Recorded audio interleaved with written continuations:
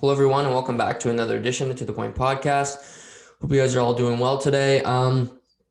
Today, just going to hop on. We're going to talk about a lot of things. Going to start off talking some baseball. Some news has been breaking lately, some player movement. The Toronto Blue Jays have been active in free agency. I'm also going to touch on the Baseball Hall of Fame, give you kind of my take on where I see, if anybody should have been inducted this year. Certain players at the top, whether they should be included in the Hall of Fame, and kind of get into that issue that can be quite polarizing. We could talk some hockey. The big news yesterday, obviously, Jim Rutherford resigning from the Pittsburgh Penguins as their general manager. He's a Hockey Hall of Famer. He's a three-time Stanley Cup champion. So obviously big news there that I think will have a huge ripple effect on the future of the Pittsburgh Penguins and potentially Sidney Crosby. We're also going to talk about I'm going to talk briefly about the Tkachuk issue the other night with the Leafs. That happened Tuesday night, obviously. I think it's a story that's been very one-sided so far. And in this podcast, obviously I'm going to give my opinion, but it's important to bring both issues to the surface. And I don't think we've really heard the Flame side of the story here, which I'm going to try to do today.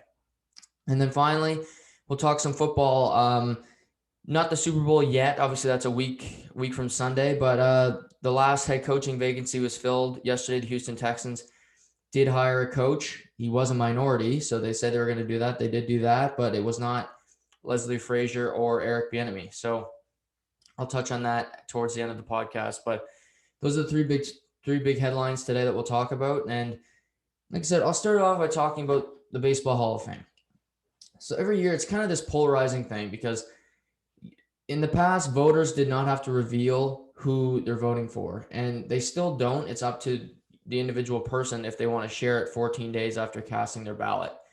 Now, I feel they should have to release it no matter what. If you're going to be a voter, at least have the stones to say what you mean and stand by it.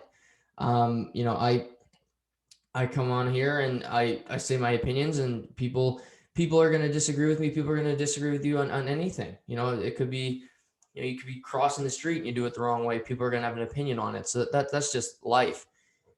But the writers that don't, I have no respect for that because, a couple years ago, Derek Jeter, he was one vote away from going in as a unanimous Hall of Famer, first ballot Hall of Famer. And one guy said no.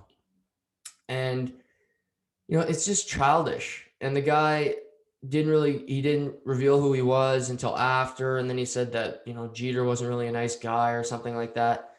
Like, okay, maybe Derek Jeter wasn't a nice guy. Maybe this guy was at a bar and Derek Jeter went home with the woman he planned on going home with. I don't think a guy, if he's nice or not, should have any bearing on if he goes to the Hall of Fame. Like Terrell Owens in football. Terrell Owens is he's one of the most talented players ever. He should have been a first ballot Hall of Fame wide receiver. People can say what they want about him, that they don't like his attitude, people don't like his quotes. He was entertaining as hell. He played a Super Bowl with a broken leg and over 100 yards receiving. I mean, the guy could do it all. And because people didn't think he had a great attitude, he went in in his third round of voting. I mean, it's ridiculous. So,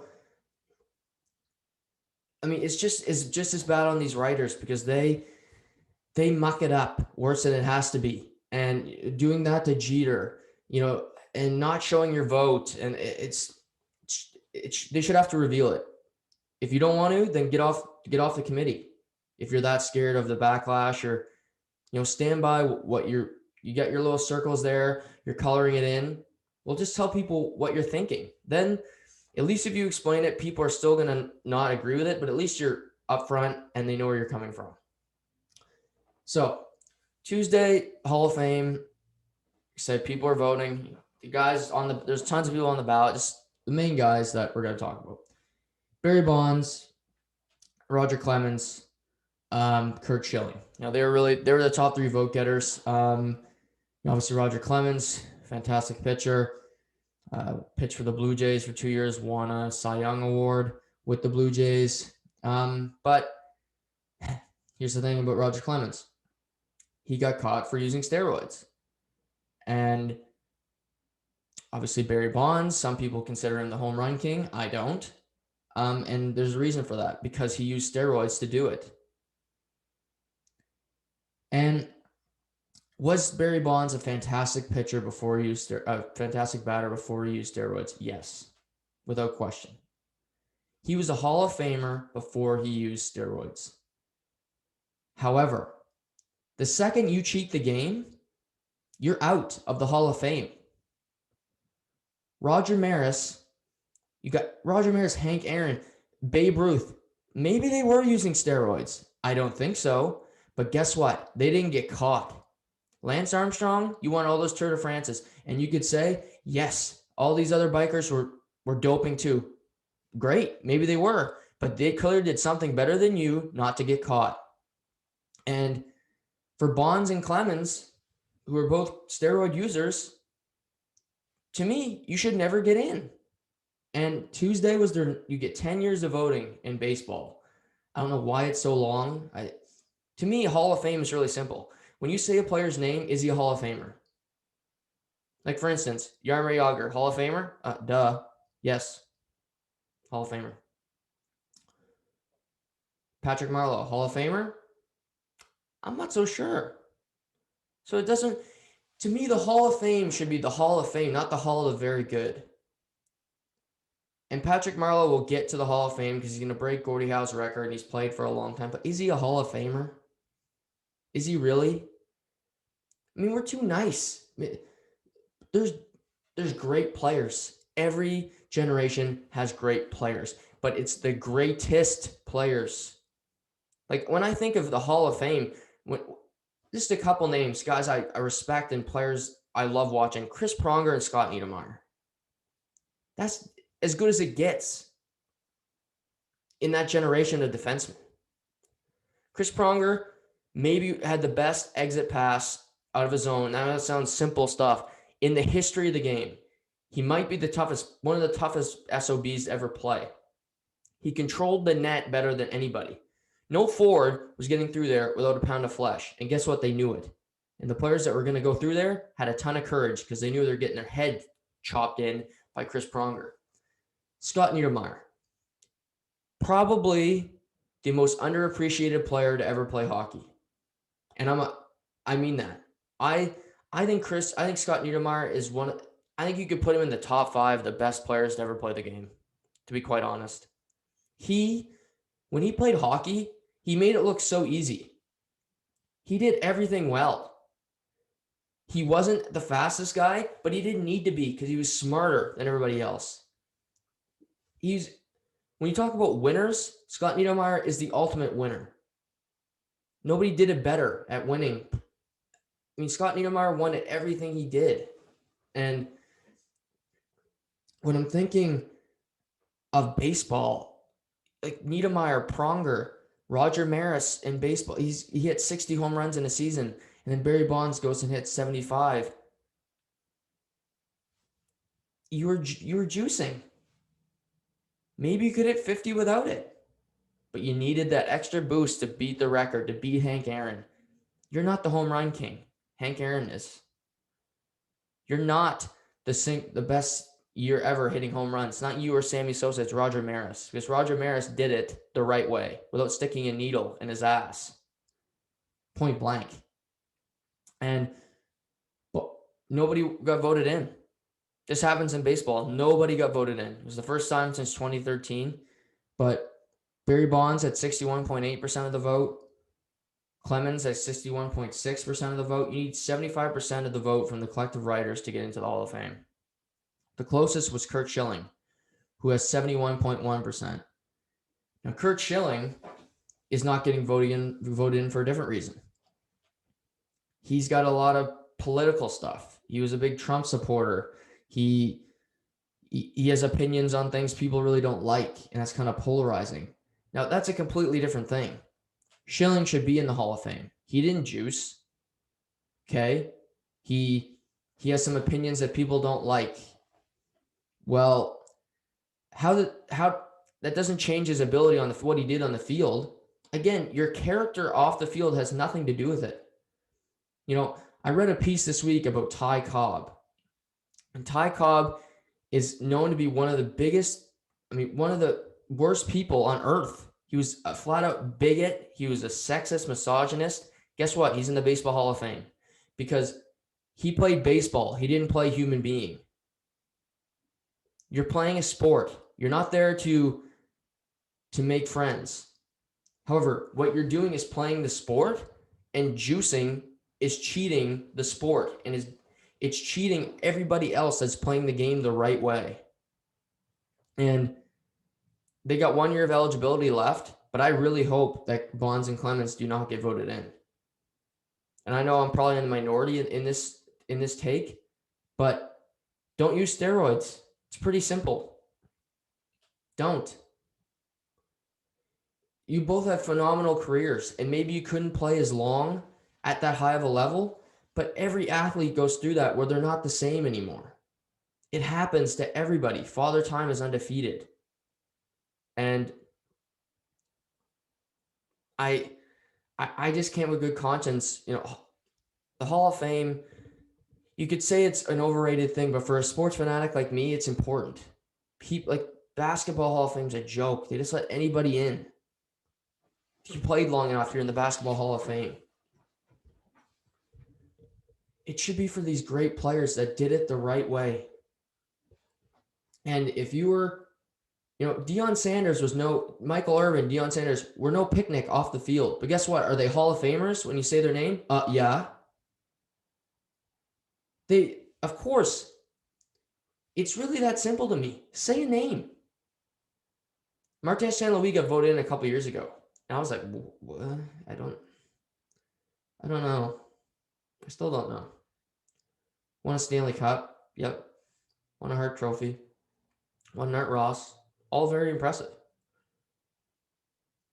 But I don't know. Like Jerome McGinley, Hall of Famer. Yep. Sano Chara, Hall of Famer. Yes. Joe Thornton. Yes. But you see how it's a 2-second conversation where Mike Trout, Hall of Famer. Yep. Of course.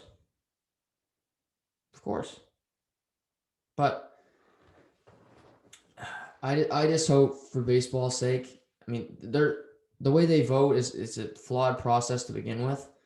But just for my personal angle, I really hope these guys never get into the Hall of Fame. They got 1 year left, and I hope they don't get enough votes next year. Throughout also, Major League Baseball is starting to heat up.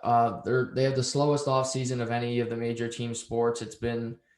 It's always a drag. Teams are not spending money at the start, and then the markets start to die down. They start to swoop in. Well, last week I talked about the Blue Jays signing George Springer, who used to be the center fielder for the Houston Astros. He obviously played for them in 2017, winning a World Series. He was actually the World Series MVP. He's a great player. He was a great signing for them, and he should anchor their center field position, and he really makes them a threat to possibly to win this year. And then in the past couple days, the Blue Jays they've kept adding. Tuesday they signed Marcus Semien, who was he's an infielder that is normally a shortstop, but they want him to play second base. He can also play third. He's kind of a jack of all trades. He's 30 years old. It's a 1 year, $18 million deal. And he's been a solid player. Last year he had kind of a down year with the bat, but he's versatile. Like I said, he can play all around the diamond. He's got some power in his bat. So it's not a bad addition. I think I see him as a starter, obviously, for the Jays, but it was a good ad. And then last night, they make a trade for Steven Matz from the Mets for 3 prospects. This trade, I think, is getting way more pop than it should. Matz is a pitcher he's a fringe starter. I think he's kind of more of a long man of the bullpen, and he hasn't had a great career with the Mets. Last year he had an ERA over 5, and really Matz, he can be a guy that's terrible because he can go an inning and a third a lot of days where he just doesn't have it, and it's it's a mess. And then your bullpen gets taxed. He's not a guy that is super reliable in going deep into ball games. And that was a problem for the Jays last year, where their starters would go 2 innings and you got to grind through your bullpen day after day after day, and it just got wore out.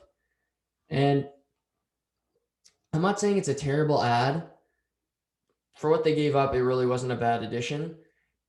But for the Blue Jays to be a World Series threat, which I think they're getting there, they need to add an elite starting pitcher. And, there's a couple routes they could go. Obviously, Trevor Bauer is still on the open market. I kind of see the Mets trading Matz to the Blue Jays as kind of a salary dump. He's on the Jays books now. That might free them up to sign Bauer to maybe a shorter term deal, 2 years, maybe $70 million, along those lines. He's obviously won the NL Cy Young last year. He's a fantastic pitcher. So the Blue Jays could target him. There's obviously the Canadian, James Paxton. He's been kind of linked to the Blue Jays for weeks. He hasn't had a great last couple of years when it comes to, he's had some injury problems. He's struggled to stay on the mound for, longer than 5 innings. But, he's intriguing. There's also Masahiro Tanaka, who has been in the Major League Baseball for 8 years, all with the Yankees, but he's a free agent. I suspect he'll be back with the Yankees, but you never know. The Blue Jays may be able to scoop him up and bring him in to their organization. And then there's obviously the trade route where they could maybe get like a Sonny Gray from Cincinnati, who has really had a resurgence since being traded from the Yankees. But yeah, the Blue Jays are a threat. They got Bichette right now. Their lineup should go like Bichette at short. They got Simeon at second, Vladimir Guerrero Jr. at first, Kevin Biggio at third, Danny Jansen behind the plate, Springer in center, Lourdes Gurriel in left, and then Teoscar Hernandez in right. So they got a good lineup. They got a good lineup, but for them to be a real threat to win the World Series, they need to sign or trade for an elite starting pitcher. Hyun-Jin Ryu is great. I think he's a fringe number 1 starter. I think he's a better 2 just because he usually goes 6 innings, but he's efficient and he's very good. But Bauer would be a game changer because Bauer can go 8 innings, just chug. He can throw 120 pitches, no problem. I mean, the guy throws on 3 days rest last year for Cincinnati, so he's just a machine. But yeah, other than Ryu right now, they got Nate Pearson, who it's great to say that a young prospect's just going to click. And I think if you're banking on Nate Pearson being an ace for you next year, then you got pie in the sky. That's have another drink. The guy was injured all last year. He has barely pitched at the big league level, and it's very rare that they just come in and dominate. So to have him as your number 2 starter would worry me. They got Shoemaker is still a guy they could target, bring back. Tanner Roark is a disaster. If you're relying on him to be an efficient starter, you got bigger problems. So I think they need another top end of the rotation starter for them to be a real threat. But other than the Jays, really the White Sox are the only team that's really improved this offseason when it comes to trading and just adding to your roster. And, it looks good for them. The Yankees are still very good. The Red Sox are nowhere close to them. The Orioles stink in their division. Tampa Bay got worse in trading Blake Snell. So it's kind of wide open right now in the American League. It's waiting for a team to really grab it. Cleveland's gotten worse in the past couple of years. Detroit's terrible in the Central. So it'll be interesting to see what happens here with the Blue Jays, and if they keep adding before pitchers and catchers report in mid-February. As of right now, the season may be delayed. That's being discussed right now, but they got some work to do, but they got a good nucleus here. Ross Atkins, Mark Shapiro should be encouraged, and they should be applauded. Fans were pissed at them when they first came. They wanted to trade away Bautista, didn't re-sign him, which was probably their best move they ever made, was not re-signing him for 5 years and 150 million. That's what he wanted, which is just crazy. Trading Donaldson, trading Tulowitzki and his bad knees, and Russell Martin, getting rid of that team because it was old and it wasn't going to win. And I think fans got too attached to that team in 2016, 2017. And yeah, the team was good. It made it to 2 championship series, but it never made it to a World Series. Why the attachment to a team that didn't win? I get it, like Chicago, the Blackhawks, or maybe even the Cubs. You haven't won in 108 years. I'd be a little more attached to Anthony Rizzo, Chris Bryant, Javi Baez, what have you, John Lester. But for a team that didn't win, like why? Okay, they're nice guys. Great. Find some other nice guys, plug and play, that are younger and better. You're in business. So the Blue Jays look good. Like I said, baseball, I'll talk more and more about it as things happen and as the season gets closer. Obviously, like I said, pitchers and catchers are supposed to report middle of next month. So we'll see if the schedule can go on as planned with 162 games. Yes, we'll keep monitoring that, and we'll talk about it here on To The Point. So moving to the NHL. Yesterday afternoon, just at work, and pops up my phone, Jim Rutherford resigns as the general manager of the Pittsburgh Penguins for personal reasons. This one shocked me. I mean, obviously, Jim Rutherford, he's an older guy, but he's always around the game. It looked like he retired a number of years ago. When Pittsburgh lured him back in, he came in, won 2 Stanley Cups. Really, I think he kind of saved Sidney Crosby's legacy in a sense, because Crosby had 1 cup. He had gone a long 2009 to 2016 without winning one. Everybody saw Crosby as the best player in the world for the most part. Taves was a better player than him for a number of years in that stretch. But, he was a great player that was not winning. And he, Rutherford came in, kind of changed the culture, fired Dan Bylsma. Mike Johnson became the coach briefly. And then Craig Sullivan, being the coach now, 2-time Stanley Cup winner. He changed the culture in Pittsburgh. But him resigning is a big deal. Obviously, he's the architect of their team, but I think it's a bigger deal for another reason. Jim Rutherford is a GM that always has his foot in the gas. He's not a guy that likes to go through rebuilds. He likes to have a veteran team, put talent around them, and say, okay, let's give it one more kick at the can here. This was the last year of his contract. And I believe he's stepping away for personal reasons, not because the team, is on the downward slope. I think Pittsburgh will make the playoffs. I think they could do some damage if they get in there, because they're a team that's got a winning pedigree, and I would never count out Sidney Crosby to do anything in this league. So, grain of salt there. But say Pittsburgh goes to the playoffs. Last year in the bubble, they lost to Montreal. And people can say, well, there's a 5-month break. Well, they still lost. You played a team that was way worse than you, and you got your ass handed to you. Point blank.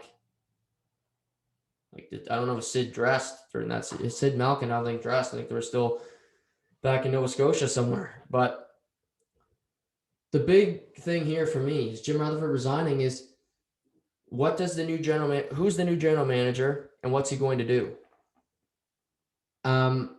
Because maybe he doesn't have the same philosophy as Jim Rutherford. And it could change the trajectory of this team. Rutherford, as long as the GM, was going to push forward, add pieces he thought were going to help Sid and Malkin take a run at another cup. I don't know if the next GM is going to have that same vision, because this team is older.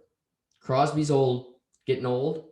Malkin's not a spring chicken. Letang has had injury problems, not the same player as used to be. They got a young Jari's 25, but their best players are older. And, they have a lineup that's not full of talent. Like, Gensel's a very good player. Brian Rust is a good player. Kapanen looked good the other night against the Boston. I thought he was the best player on the ice for Pittsburgh. But do they have enough pieces to take a run at a cup? Do they have the goaltending to win a cup with Tristan Jarry and Casey DeSmith? it might be time to make a shift. And if you're telling me you're going to trade Evgeny Malkin, which I could see happening, whoever you're getting back, I don't see it as being an equal value trade. And Crosby's not going to like that trade. Because even if you get a player that's playing right now, I don't think he's going to be a number one center playing number two center minutes. It's rare that you get that trade that is fair for both.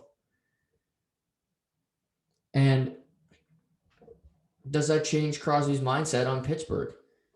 I don't see him as a guy that's going to want to sit through a rebuild. I mean, he's not, like I said, he's not a spring chicken right now. He's still playing at a very high level.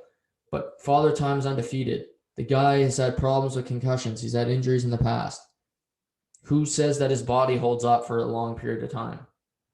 Crosby fans will, but there's no, I'm not saying he's going to get injured tomorrow because he's playing great, but I think it can have a major shift. And, Pittsburgh going through a rebuild, it changes the outlook on the team. I mean, Pittsburgh's been a constant playoff team for a decade plus now. I think that could change. I think the new GM could say, this team's not going to win.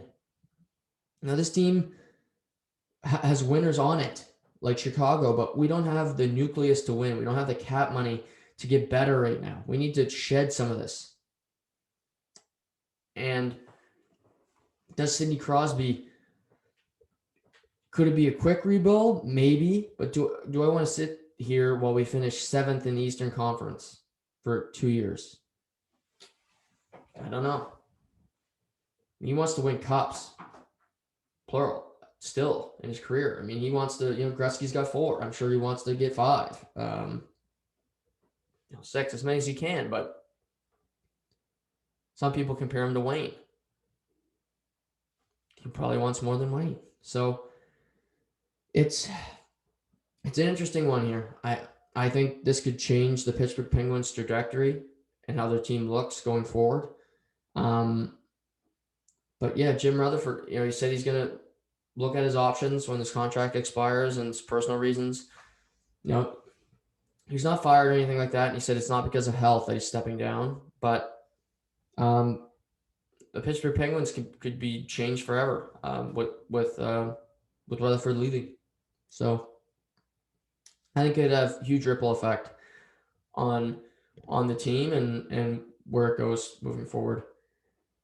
The other night we saw Pittsburgh play Boston. That was Tuesday night. Great game. One thing I got to point out so far this year is I don't know what Evgeny Malkin's doing on the ice. Chris Letang too, for that matter, but I'll talk about Malkin here. Game goes to overtime, and thankfully it ended overtime, so I didn't have to switch the game over and miss the gimmick. But Pittsburgh Boston, great overtime, back and forth action, terrible defensive plays, guys giving up the puck, but 2 minutes to go in overtime. Evgeny Malkin, Chris Letang, 2-0. Could you have asked for 2 better players on a 2-0? Maybe Crosby Malkin, you could tee him up, but Malkin's got a breakaway. Why not just go shoot? Tuukka Rask was hurt in the game. He wasn't feeling great, kind of tweaked something. Why not just go test him? I mean, you're Evgeny Malkin. You got one of the best wrist shots in hockey. Take the shot. Now, kind of slows up, waits for Letang. They start doing, he goes to Letang. Letang goes back to him. Then he decides to try to feed a pass through. Rask poke checks it. They don't even get a shot on net on a 2-0. In overtime, it's 3-on-3. It was the worst 2-0 attempt I've ever seen. 2 plugs, fourth liners could have done better than what Malkin and Malkin and Letang came up with. That was just ugly. And then he came back in the game. Kasperi Kapanen looked, like I said, he looked great. I thought he played great Tuesday night. It's a problem with immigration, getting over. You need to quarantine, go through all that bullshit. But since he's gotten to the lineup, he's looked great for the Pittsburgh Penguins. He's quick. Saw him finish, got the tying goal. But Malkin, the whole year just looks nonchalant. I don't know what's going on with him. And I don't think he's been like this for a number of years. I think this is a new development. It's kind of a talk with a friend about that. He's been playing at a high level for a long time here. I think people complain when their team starts to lose, which fair enough. I'm not saying he was great last year in the bubble either, but no, to be fair to Pittsburgh, nobody was good for you last year in the bubble. You couldn't score goals. Matt Murray couldn't stop a puck. Jari wasn't great. You weren't good. You weren't good. So, but they go on that 2-0, doesn't work, and then Craig Smith goes on this 10 seconds left overtime, beats Jari in a goal. If I'm him, I want back. But big win for Boston, who's turned it around. They've won 3 in a row, including 2 over Philadelphia. But that was just ugly for Pittsburgh. Malkin is a guy that I don't see them trading Crosby. I could see them trading Malkin because he's been rumored forever. Rutherford would not do it because he thinks, obviously, he's got the nucleus of 2 centers that have won 3 Stanley Cups together. So why break that up? But if a new GM comes in, he doesn't mind a rebuild, you see Malkin going somewhere, and the team will take him. Don't you worry about that. Now I thought I'd talk about, division the West Division. We go talk about, a lot about the Canadian division, which that's fun. But I like, the other night, my mother's texted me about the Toronto game, and I'm like, not watching it. Sorry. I throw it on when there's a commercial. But, the game I was watching was St. Louis, Vegas. That was the game of the night. That and Boston, Pittsburgh, and that were the games of the night. I mean, come on. I don't care if it's no Canada in it. I'm watching, the best games. St. Louis, Vegas. St. Louis jumps on them early, 3-1 after 1. They were flying. David Perron playing against Vegas, his former team, and that he's affiliated with once upon a time. And Perron is an underrated player. He's a good veteran. He shows up when you need him to. And he's an unsung hero. When they won the cup, he was a guy that really wasn't got a lot of notoriety. But when he needs to, he plays with bite. He doesn't mind getting involved physically. He can score. He's got a great shot. And, he's just a good player. But so 3-1, Vegas comes back. It's 4-2 after 2, and Vegas storms back in the third. Pietrangelo, I thought he looked great. I mean, playing against his former team. They play again tonight. So, but, it's a great game. Great game. Goaltending was a little suspect both ways, but both teams were getting good opportunities. So it's 4-4. Overtime, crazy, frantic action where this is why they like 3-on-3 overtime. It's going back and forth. You got Ryan O'Reilly rang one off the post, and it felt like a playoff series. It felt like, okay, this is going to happen in 3 months. I can't wait to watch it. Of course, the game goes to the gimmick, and I turn it off. And that's what I do. I can't watch it anymore. And maybe that's childish of me, but whatever. It's me. It's my thing. And, I'm a weird duck, but I don't watch the shootout. And every game I watched the other night was on mute. I was literally sitting in my house here, just silence, just watching the game, writing notes, and thinking about plays. And I basically talked to myself the whole game, thinking, that's so stupid. And I was like, why is he doing that? But that's how I process the game. And plus, the Boston broadcast, I can't listen to that. Andy Brickley and Jacket, I can't do it. Ferraro calls the game. Maybe I'll turn on the volume for like a period, but but St. Louis, they play again tonight. I'm going to watch it. 10 o'clock start. And my advice to people, obviously people work and you got to get up early in the morning, tape it. If it starts at 10, watch a period and a half or however long you stay up. These games are worth watching. Colorado, San Jose. I watched a lot of that game. That was started at the same time. It was a good game. San Jose started off hot. First period, they're up 2-0, and then you see Colorado score 4 goals in the last 5 minutes of the period. That's what they can do. Mikko Rantanen and Nathan McKinnon were just flying out there. And, for people, like you said, you want to get to bed, you got to go to work. I understand that completely. Maybe tape it. You can watch it in the morning. You can watch it after work. You can see these other teams out west that maybe you don't get to see till the playoffs, where you're like, okay, I'll battle through it tonight. I'll watch a period and a half of the Western Conference Final. They're good teams, and to be blunt, there's better teams out west than what you're watching on Sportsnet when they show you the Toronto Calgary game. Sorry, it's just the truth. But yeah, it's worth it. There's some really compelling teams. I mean, Colorado, those three teams are in one division, and the rest of the division isn't strong, to be fair, the West Division. But those three teams are great. When they play each other, it's must-see TV.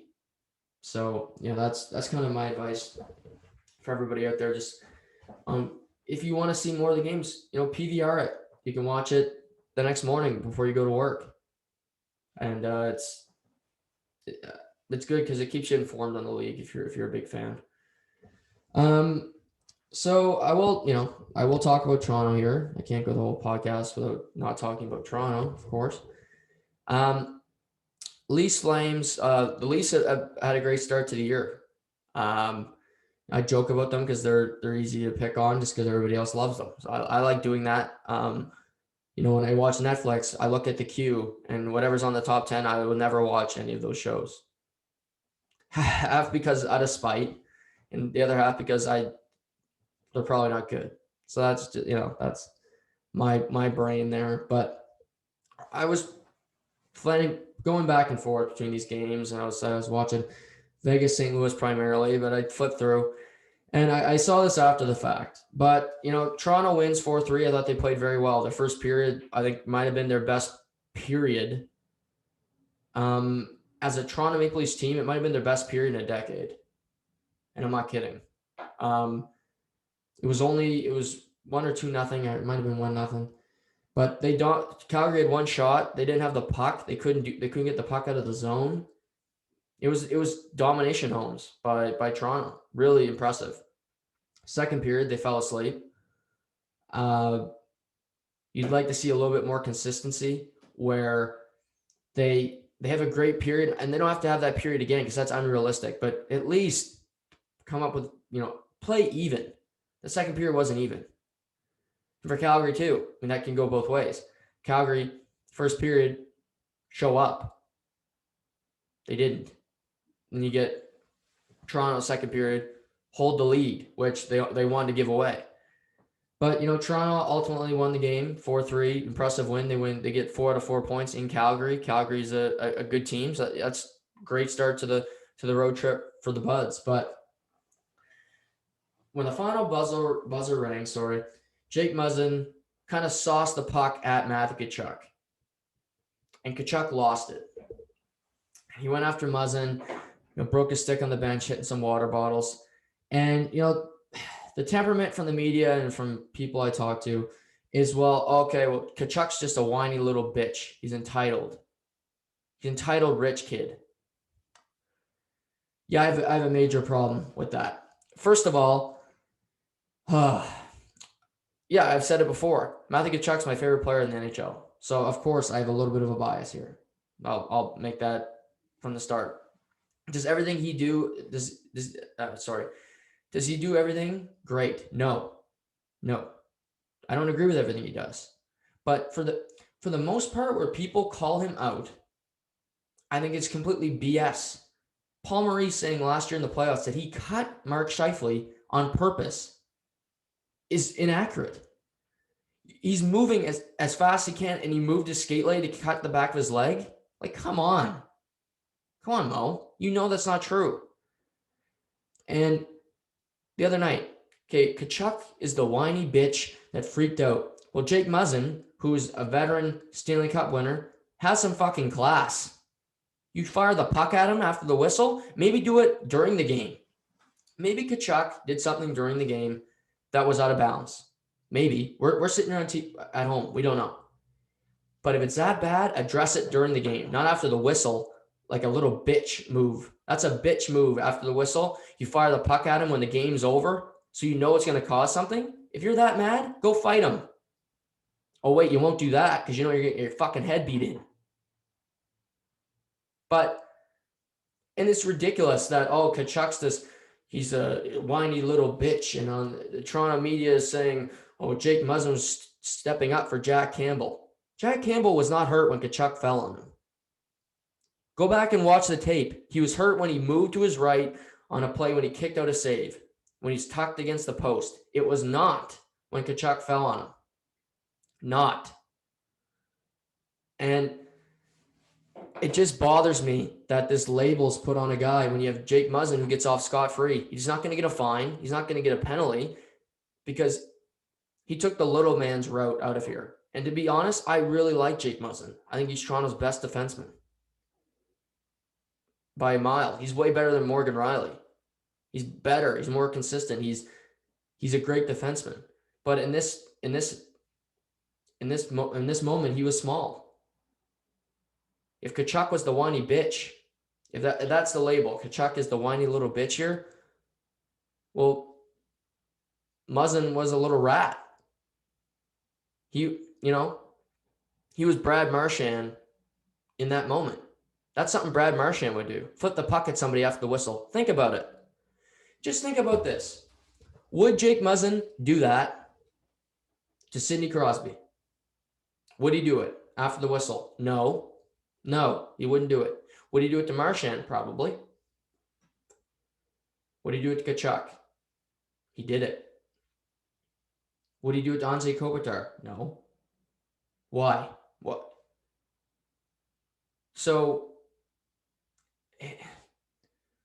it's just classless, and I think you need to hear both sides of it because I'm not excusing Tkachuk if he did anything during the game. And I don't think I would have had no problem if Wayne Simmons, Muzzin, Bogosian go up to Tkachuk during the game and say, let's fight. And Tkachuk did not have to take that fight he did nothing wrong to Jack Campbell. He's in your crease. If you don't want him on your goalie, don't shove him because he's going to fall into him. Because guess what? I played hockey. If you're in the crease and a guy's knocking you around and you want to try to get a penalty or you want to fuck with the goalie, guess what? You're falling on him. I've done it. It's called gamesmanship. You're not trying to hurt them. You're trying to rattle them. And the defensemen get mad. They'll hammer you with a cross check. And guess what? They go to the box. And guess what? You go in the power play and stuff it in their face. But it's ridiculous. Matthew Tkachuk is the farthest thing from a whiny little bitch. Matthew Tkachuk is a fringe superstar. And for whatever reason, people don't want to realize that because he plays the game on the edge and because we're such a PC culture that we can't accept that anymore. We can't have any violence in the game. We can't have people that actually care that much. I don't know. And Jake Muzzin, why you?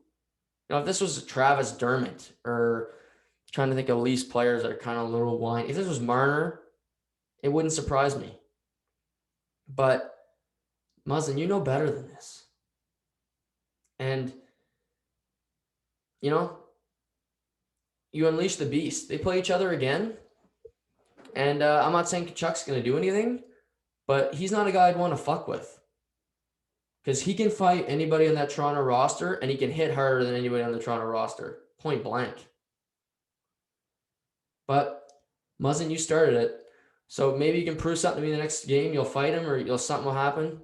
But if you're going to be a little whiny bitch here, then be a man and step up the next time you guys lace it up together.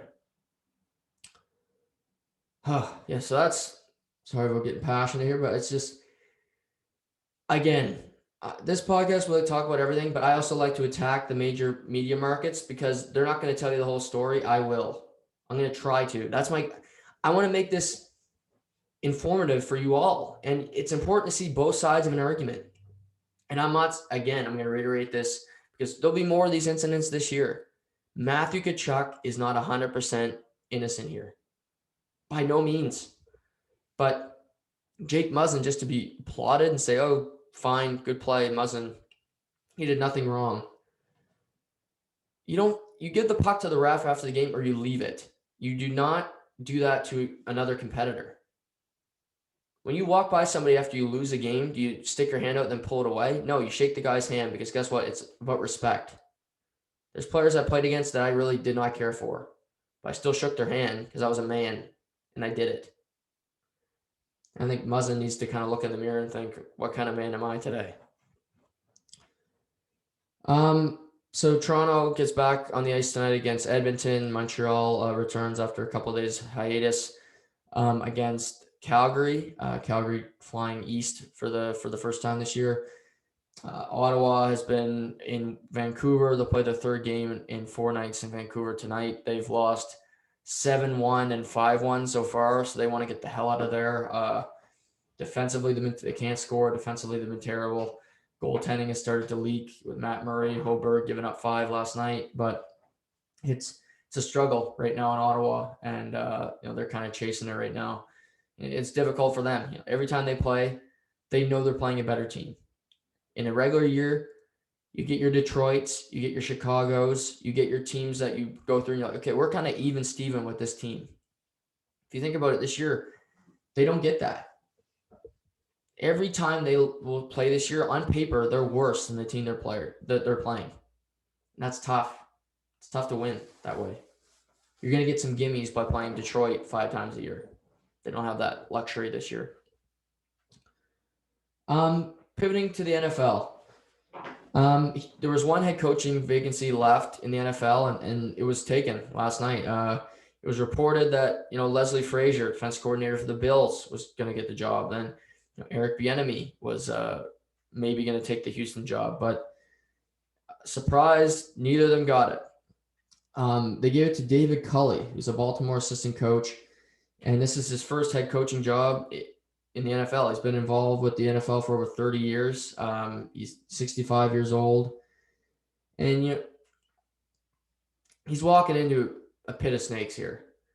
And what I mean by that is, Deshaun Watson has made it perfectly clear he's not returning to Houston. He's got a full no trade, but he's not coming back, and he'll hold out until he's gone. Not to mention, Houston does not have a first-round draft pick right now.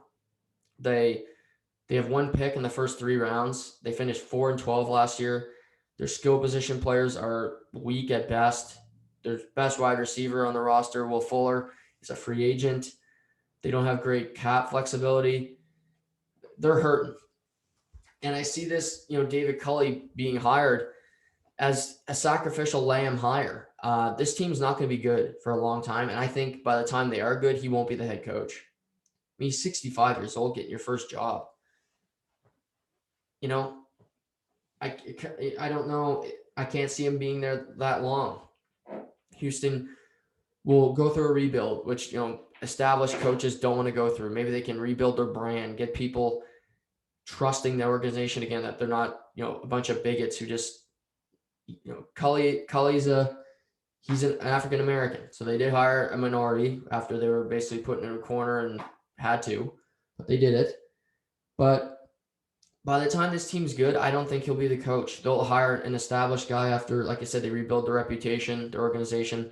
Their pipeline's better with players, with draft picks. But obviously I wish him the best. I don't have anything against. He was a Baltimore assistant head coach. He's worked in the Philly organization. He's been their passing coordinator in 3 different teams. So he's paid his dues. He deserved an opportunity here. So good on him for getting it. And we'll see what he can do with it here. But I think it's going to be tough sledding for him early, especially early here with the no picks, Deshaun Watson, that whole cloud hanging over the team. Where's he going to go? And yeah, I don't know what's next for him. But we'll see. Also, it was reported yesterday that Jason Witten, the longtime Cowboys tight end who spent the past year in Vegas, is retiring again after 17 seasons in the NFL. Hall of Famer, Jason Witten, yes. He's 3rd all-time in receptions. He's played the most games ever by a tight end. He left briefly after 15 years to do Monday Night Football. It did not go well. He was terrible at it.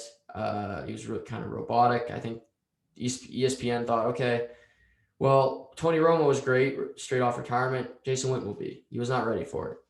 I think the only person that really enjoyed him was my mother. But he, maybe he'll get another look in the booth, but he's a Hall of Fame player. Whether he does anything more in football is kind of irrelevant. He's been great, and he's had a great career, and he'll be in the Hall of Fame one day. I could see him going into coaching. It was rumored last week that he played his college ball at Tennessee. They did hire a new coach. It was not Jason Witten. He was rumored to be in the head coaching conversation. But I could see him going back to his alma mater, potentially somewhere else in NCAA and coach. I don't think the booth is the right spot for him, but I think he's got a wealth of knowledge about the game, obviously. Maybe be a tight ends coach somewhere, and that maybe the Cowboys would hire him. I mean, they love to hire their alumni, or Jerry Jones likes to keep his good buddies close. And I know Jason Witten still is very close to Jerry, and we'll see what happens there. But cheers to Jason Witten. 17 years as a tight end. That's not an easy thing to do. It's a lot of hits. It's a lot of bruises. And for you to come out the other side, still, be in good shape, still be in good health. That's a blessing. So football, obviously we got the Super Bowl a week from Sunday. It looks like both teams will be, the biggest thing for Kansas City is they're going to miss their two starting tackles. Mitchell Schwartz and Andrew Wiley are both going to be out for the Chiefs with a torn ACL, and so they're going to miss their two starting tackles. But it looks like they'll get Le'Veon Bell back. It looks like they're going to get Sammy Watkins back, both of whom have not played in the playoffs yet. And it looks like Tampa Bay is going to have Antonio Brown and starting safety Antoine Winfield Jr. back for the game. So both teams are going to come in relatively healthy. That's what's good about having a bye week. You can get that extra week to rest up, to prepare. And, it's going to be a Super Bowl like no other. 22,000 fans, but all the fans are going to be picked randomly. All the season ticket holders of every team are going to be put in a pot, and they're going to pull names, I guess, of how they choose to go to the Super Bowl. I read that yesterday. So it's not necessarily going to be, 18,000 Tampa Bay Bucks fans and then a bunch of first responders like they're sending to the game. So it'll be a different Super Bowl for sure, but you got the Super Bowl, you got the weekend playing, and the Super Bowl is always a fun event. So looking forward to it. It's always it's a day of emotions. It's always a great day, but it's also very sad knowing that I won't have NFL football to watch until September. But yeah, that's basically what I had in the docket today. It's a lot happening in the world of sports. Like I said, some news on the To The Point front. Starting tomorrow, I'm going to be doing a Facebook Live with Craig Eagles, who I've had on here before. He's a Cuban JHL scout. We're going to be doing an NHL show twice a week. We're going to be doing Facebook Live. You can also find it on the podcast, Apple, Spotify, wherever you get your podcasts. But it's going to be about half an hour in length. We're going to have 5 to 6 topics every episode. We're going to all NHL topics. If you have anything you want to hear about, obviously write in. It's going to go Facebook Live. So just you can watch it live. You can join the chat. Feel free to write in and leave us any feedback, what questions you want answered, anything like that. Anything happen in NHL, any team you want us to keep an eye on, players you want to talk about. We want to make it as good as possible for you guys. So I think we're going to do it Monday, Friday. That's kind of the plan, but I'll let you guys know for more as I know.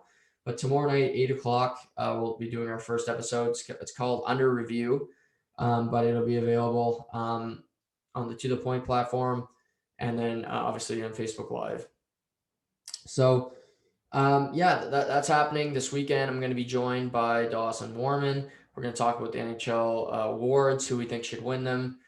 Next week is going to be a big week. It's obviously Super Bowl week, but next week I'm also planning on having a UFC show. We're going to talk about UFC 257, what the loss means for Conor McGregor, the lightweight division. So Brody Terrio is going to join me next week, possibly an NBA show next week, and obviously a couple shows with Craig.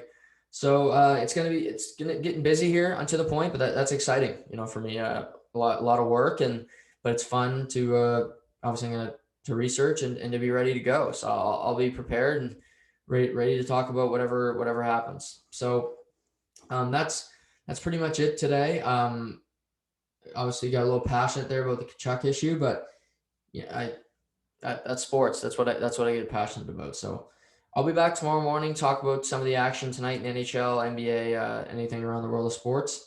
But until then, have a great day, and we'll talk soon.